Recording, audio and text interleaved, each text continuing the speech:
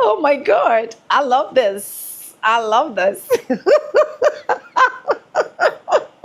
White people are raging over themselves, like they are uprolling, they are raging, like they are angry, they are furious. Like, use another name for me.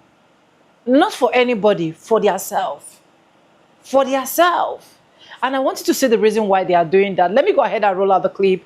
Credit belongs to the original creators of every single clips and stitches we have in our today's episode. I want to say a very big thank you to every single one of you.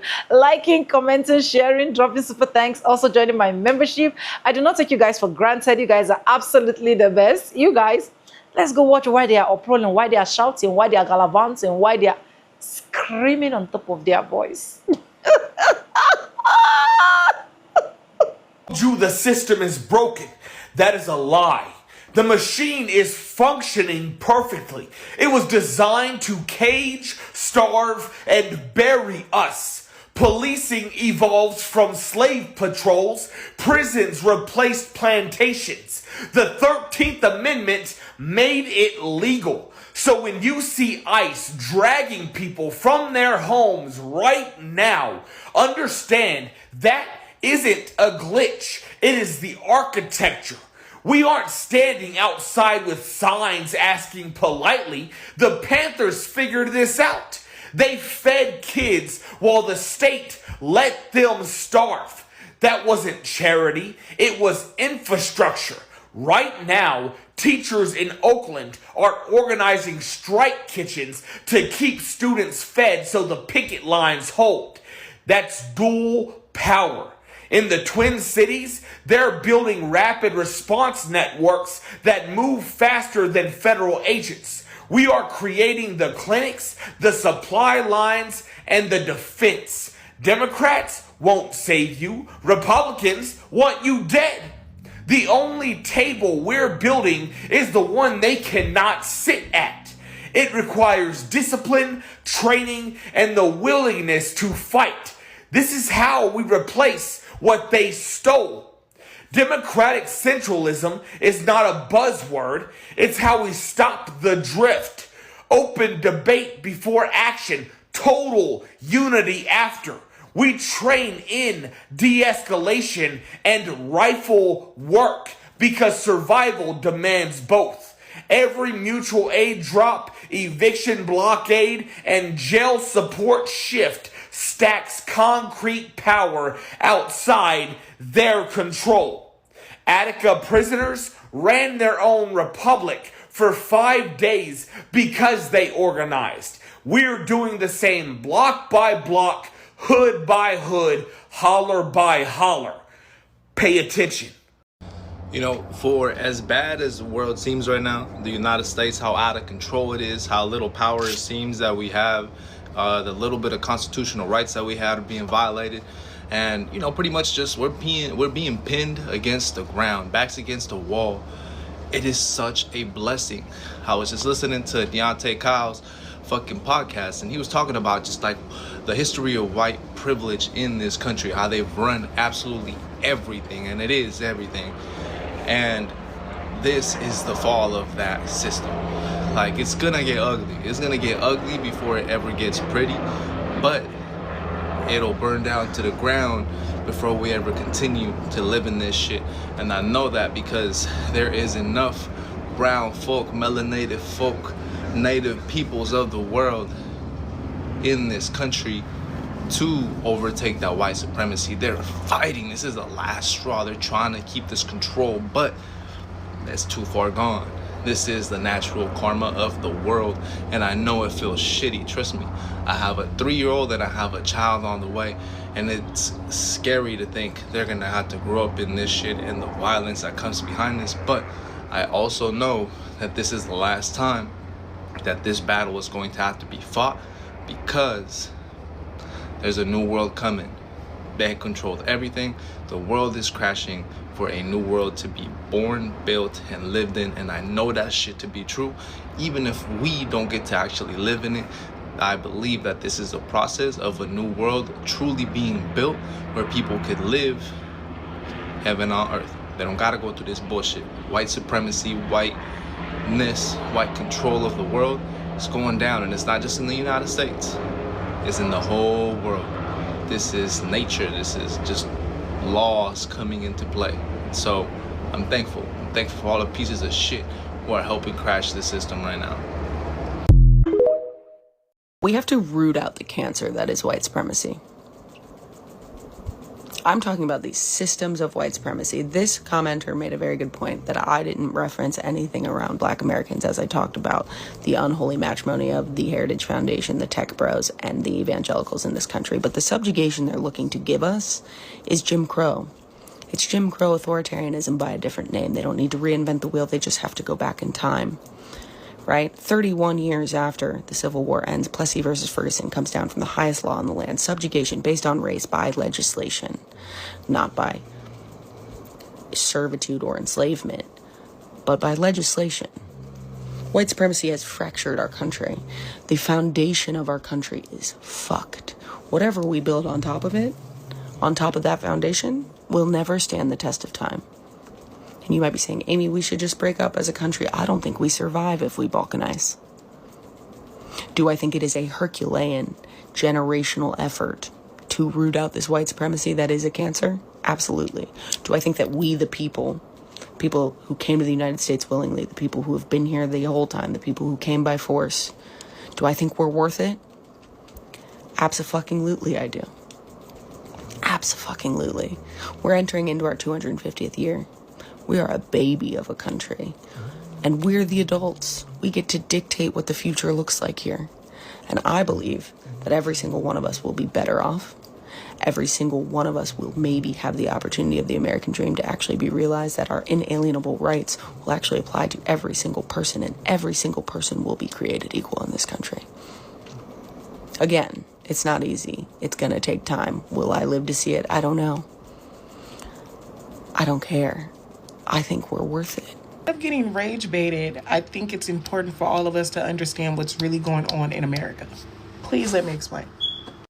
So right now, what we are witnessing is the downfall of what America has always been.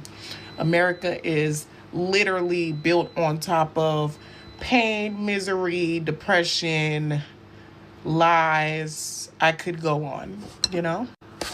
And it's also built on fake power structures, meaning a lot of slave owners and white people who are powerful way back in the day, 1700s, 1600s, 1800s. Back then, they set up this system to where even in 2025, they could still be at the top. Whole time, I'm pretty sure that their ancestors weren't thinking about the fact that things change, and that's the only constant in this world is change. So here we are, where people are finally starting to realize, like, you know what? Other people do deserve some of the things y'all have always been getting. And now they're claiming it's discrimination. People aren't hiring white people. White people are getting the bare minimum. White people are being pushed to the back. Whole time, white people were always in the back.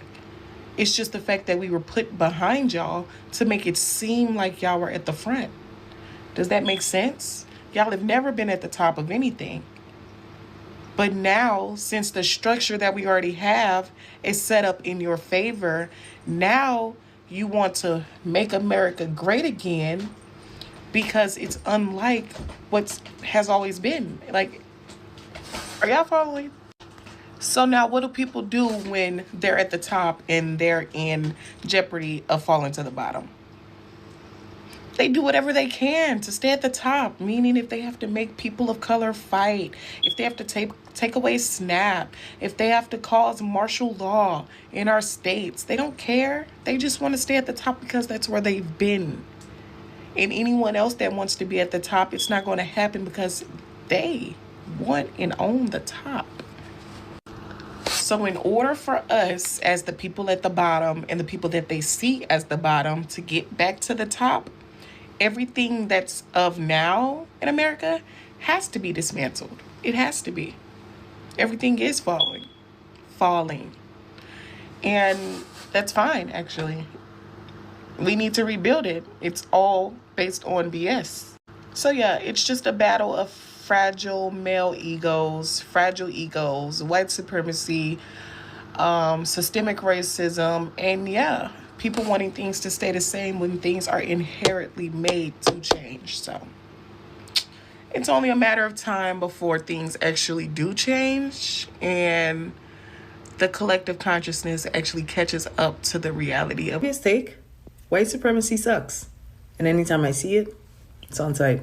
We tussling. You know what I hate the most about that smelling, stinking construct they call in white supremacy? Husa. What I hate the most is the theft. Not just of the land and our peace and our safety, but like literally they stole our way of life. And they still do it. And I'm not talking in the appropriation sense because I know that is where they strong. The theft came in the form of them stealing our way of thinking, stealing our way of life. We never used to think in these strict binaries. Everything used to be spectrums and fluid, and we understood the ebb and flow and the unpredictability of life and how things don't have to be one thing. They can be many things or they can be nothing. And we knew these things because we were one with the sea and the sky. And then the white man came. And now look at us. Look at us ethnic people betraying our bloodlines and our ancestors. Screaming into phones and microphones about ideologies that are not even intrinsic to us. And most of us don't even know that because white supremacy keeps that knowledge from us. So we can't even reconnect with the things that are inherent to our being so that white supremacy can be perpetuated in people that it was meant to oppress. Do you not feel absolutely fed up? I do. I just need to say this. I'm sick of it. White supremacy means the end of our nation as we know it. Without white supremacy, there is not a population that we can justify exploiting. Without a population to exploit, capitalism collapses. We can no longer hide the mechanism that the capitalist United States requires to exist: white supremacy. Either we kick the bucket down the road and continue striving to maintain US hegemony, or we accept that a system of domination and exploitation can no longer exist. But the revolution is not just now starting. It has existed throughout history in indigenous and black resistance. It lived in Sitting Bull, Crazy Horse, Harriet Tubman, Malcolm X, Angela Davis. It lived in the protests at Alcatraz, Wounded Knee, and Standing Rock. The path forward is paved by our actions. It is our money that's funding the genocide in Gaza. It is our money that's funding ICE. And it is our money that's funding the exploitation of the Congolese people in the cobalt mines. And now I'm going to say something that might make some of you a little uncomfortable, but the death of white supremacy requires that white people feel discomfort. This is not because white people are being punished. It's because our comfort exists at the expense of the comfort of everyone else. So either we embrace our discomfort right now and step up, or we wait until the day where the discomfort is forced upon us by the system. People of color are at risk, and they've always been at risk in this country. As a white person, standing up for neighbors, people of color in our communities, inherently comes with putting ourselves at risk. This administration has criminalized empathy. So, as a reaction, do you decide to kill your empathy? Or do you decide to put yourself at risk of being labeled a domestic terrorist? There's no inevitable future. We as a people have to build it. You resist with tangible action that supports your community. Everyone, it's so important to remember that the death of a system does not mean the death of a people. In fact, I actually think it's the exact opposite. I think that the death of a system means the birth of a people. The fact that our country is in a state of disrepair because of white supremacy is so hilarious. It's just completely baffling to me. How unevolved. Lack of growth after so many centuries.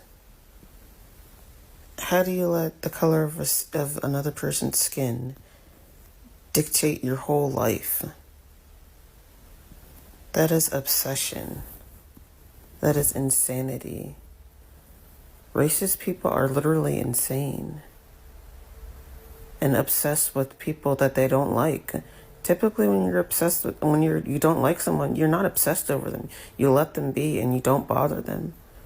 So, like, really? So you can't be a good white person and put your body in between them trying to kidnap a brown person or harm a black person. When you do that, you lose your proximity to whiteness and you lose the benefits that come along with it. That's the cost. We're all acting so shocked that they murdered a white woman. Well, see, she wasn't a good white. She was out there advocating for brown people, so she lost her proximity to whiteness. This is the work of dismantling white supremacy. This is what it's going to cost. It's time for some radical acceptance. Because they've been out there killing black and brown people for hundreds of years. And people who looked like me were having picnics under black bodies as they blew in the breeze after they'd been lynched. And then 6 years ago, when they kneeled on George Floyd's neck, we all put a black picture in our Instagram, acting as if that were enough. In order to dismantle white supremacy, we have to be willing to lose the benefits of whiteness. Means they kill us too. That's what that means. And it's time for some radical acceptance about that, guys. That's what it's going to take to dismantle white supremacy, is losing the benefits of the system. So we can't be so shocked as white people continue to die.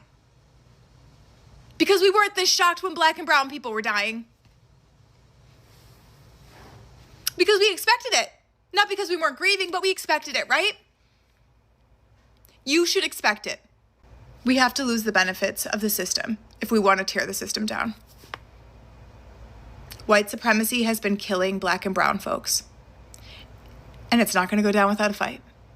So if you lose your proximity to white supremacy and whiteness, you will lose the safety that goes along with it.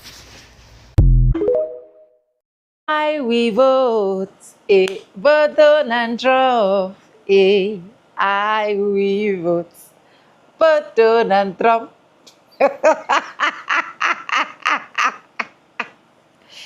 The Hispanic and white people are now calling for unity. Let's come together as one. Black people, you are the only people that can save us. Black people, you are the only people that understood every single thing that is happening in this country. If you're a white person watching this video, just have it at the back of your mind that there is no privilege anywhere. If there is any privilege that you think you have, you were just being deceived. In fact, right now, the people that have privilege are the black Americans, honestly. Yeah, those are the only privileged people. Because if not just being deceived, look at what is happening in the system. Remember just before that last year ended, where a white woman was also pupilled by ICE. She was pupilled by ICE. ICE dragged them east, west, north, and south. Drag this Hispanic, you are illegal, you are not legal. They move you to any location they want to move you to. I saw a particular news update this evening that 5 people from different regions of Africa have been deported to Uganda. Uganda. Have it at the back of your mind that their passports or whatsoever they cut with them before deporting them did not say they are from Uganda. Honestly, Hispanic people deserve to rage. White people deserve to rage, because if only you people listen to black Americans, when black Americans were literally begging, we're literally pleading, we're literally telling you people that why not we go for this person? Why not we choose this person? Why not we honor this person? A lot of you guys left everything and were active when it comes to the skin color. Let me burst your bubbles, because I think after this video, I'll be doing that video as well.